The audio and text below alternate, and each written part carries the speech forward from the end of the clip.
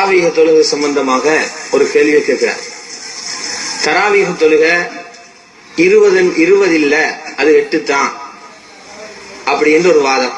20 தொழுகிறது பித்ஆ. இதனால சில மக்கள் 8 தொழுதிட்டு எழுப்பி போயிடுறாங்க, பித்ஆ செய்யறோம் என்று பயந்து. நான் சொல்றோம், பித்ஆ செய்யற பயந்து நீங்க எழுப்பி போவானும், ஆனால் தூக்கம்னு எழுப்பி போயிருங்க, பிரச்சனை இல்லை. பித்ஆன்னு சொல்லி பயந்து எழுப்பி போவானும்.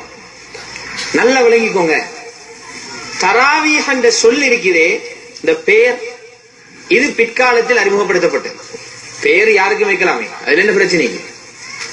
ஆனால் ரமலான் காலத்தில் ரசூல் ஸல்லல்லாஹு அலைஹி வஸல்லம் அவர்கள் இரவில் தொழுத தொழுகையின் ரகாத் எத்தனை, இதான் கேள்வி. எங்கள்லையும் பல பேர் என்ன சொல்லிடுறாங்களா, ரசூலுல்லாஹ் 20 சொல்லல,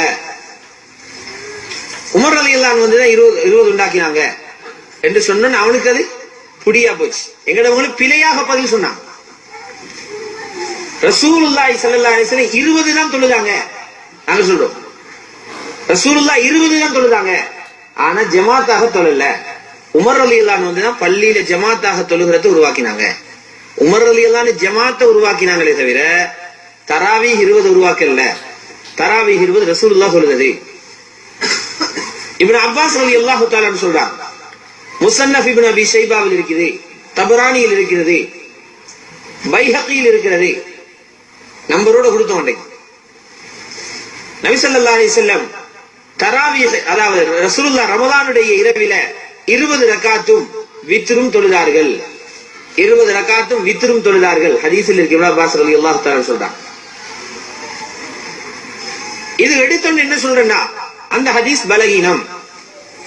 எப்படி பலகீனம்? ஹதீசுடைய சஹீஹ் லைஃப் ஷரீஃபில கண்டுபிடிக்கிற கலைகிறே, இது சும்மா பாலுதா ஊத்துற மாதிரி இல்ல. ஆழ்ந்த கடல், தெரியாம கால போட்டா சறுக்கிடுவான். அறிவிப்பாளர்கள் ஒருவர் பலகீனமாக இருக்கிறதால் அந்த ஹதீஸ் நிராகரிக்கப்படக்கூடியதல்ல. அதுக்கு ரூல்ஸ். ஒரு ஹதீஸ் அதிலே அறிவிப்பாளர் ஒருவர் பலகீனமாக இருக்கிறார், ஆனால் அதிலே சொல்லப்பட்டுள்ள விடயம் சஹாபாக்கள் காலம் முதல், பிற்காலம் இல்ல, சஹாபாக்களுடைய காலம் முதல் அமுல் செய்யப்பட்டு வருகிறது என்றால் அந்த அமலே அந்த ஹதீஸ் சஹீஹ் என்றதுக்கு சான்று. நான் சொன்னதா இல்ல. இது யார் சொல்லிக் கொடுத்தது? இமாம் புகாரி ரஹ்மத்துல்லாஹி அலைஹி சொல்லிக் கொடுத்தாங்க. எங்க சொல்லிக் கொடுத்தாங்க? திர்மிதி ஷரீஃப்ல தமிழ் மொழிபெயர்ப்பு இருக்கு, நீங்க எடுத்து பாருங்க. சுத்தம் சம்பந்தமான பாடம் வரும், கிதாபு தஹாரா. இதுல கடல் நீர் சம்பந்தமாக ஒரு பாடம் வருது. இமாம் புகாரி ரஹ்மத்துல்லாஹி அலைஹி இடத்துல இமாம் திர்மிதி அந்த ஹதீஸை கொண்டு வராங்க. ஹுவ தஹூரு மாஹு வல் ஹில்லு மைத்ததுஹு. சஹாபாக்கள் ரசூலுல்லாஹ் கேக்குறாங்க, யா ரசூலுல்லாஹ், எங்களுக்கு கடல்ல பிரயாணம் செஞ்சு படுகுது, உலு செய்யணும், கடல் தண்ணி உப்பாக இருக்குது, அதுல உலு செஞ்சா கூடுமா யா ரசூலுல்லாஹ்? என்ன விலை? கடல்ல நீர் சுத்தம், அதுல சாகுற மீன் குர்பான் பண்ண தேவையில்லை, குர்பான் பண்ண நாம சாப்பிடலாம் அப்படின்னா.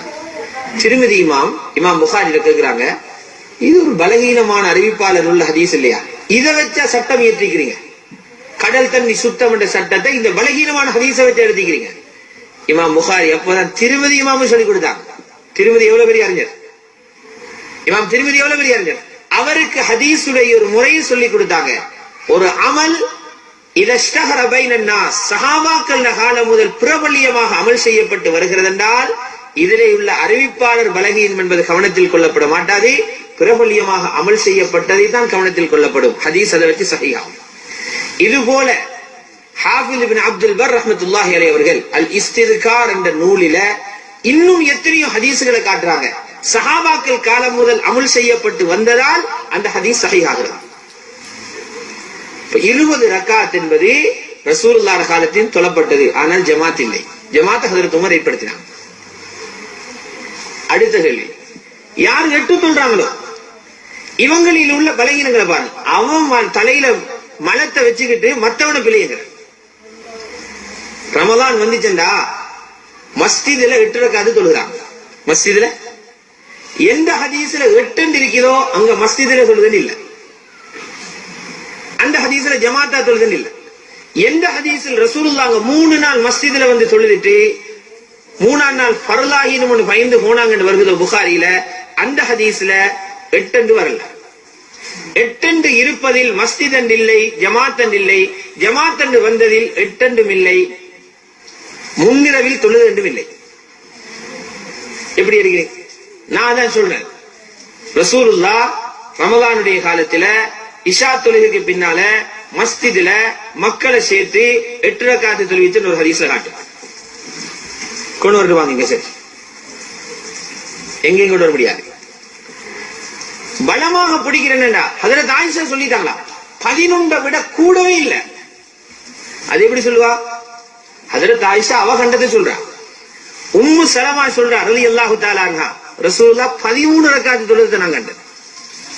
உம்மு சலமா பொய்யா சொல்றா? முஸ்லிம்ல இருக்கு 13 ரக்காத். இன்றைக்கு நீங்க ஹரத்துக்கு போங்க, கியாமுல் லைல் அங்க நாங்க 8 + 3 தானே சொல்றோம் 11. ஹரத்துல 13 தான் சொல்லிக்கிறாங்க. ஹஜ்ரத் உம்மு சலமான ஹதீஸை வச்சு 11 மேல கூடவே இல்லை. அதுக்கு மேல செய்யறது பித்ஆண்டா உம்மு சலமா சொன்னது என்ன? இன்னொரு அறிவிப்பில் முஸ்லிம்ல இருக்கிறது, ரசூலுல்லாஹ் 15 ரக்காத்து தொழுதாங்க. 15 ரக்காத் பொண்ட வச்சு வாதிடுறதுக்கு ஏறாது. ஆனால் நாங்க சொல்றோம், ஹஜ்ரத் ஆயிஷா கொடுத்தது என்ன? அவ தராவீஹ பத்தி, ரமலானுடைய விசேட தொழுகையை பத்தி பேசல. ஹஜ்ரத் ஆயிஷா சொன்னது முழு வருடத்திலும் தொழும் ஒரு தொழுகையை பத்தி சொன்னார்கள். அதுதான் வித்ரு தொழுகை. அதான் வித்ரு 12 சொல்லலாம். வருஷம் பூரா தொழுங்க. ரமலான் இல்ல ஜமாத்தா தொழுங்க, ரமலான் இல்லாத காலத்துல சனிய தொழுங்க. நபி வித்ரை 11க்கு மேல கொண்டு வரல. இதுதான் தராவீஹ் சம்பந்தமான. அதனால் எல்லா குலஃபாக்கள் காலத்திலேயும் அன்றிலிருந்து இன்று வரை சுமார் ஒரு 50 வருஷத்துக்கு முன்னால் இருக்கும் வரைக்கும் 8 என்ற பேச்சு வரல. 50க்கு பிறகுதான் 8 என்ற இந்த பூகம்பம் பிடிச்சது. அது வரைக்கும் இருந்து ஒருத்தர் ஹதீஸ் தெரியாதோ சரியா? ஒரு 50 வருஷத்துக்கு முன்னாலதான் 8 என்றது வந்துச்சு. அதுக்கு முன்னால யாரும் வெட்டு பேசல. அவங்கள விளப்பம் உள்ளாக்கல். இப்ப குழப்பமே. ஆனால் 8 ஆச்சு. வேற கேள்வி சொல்லு.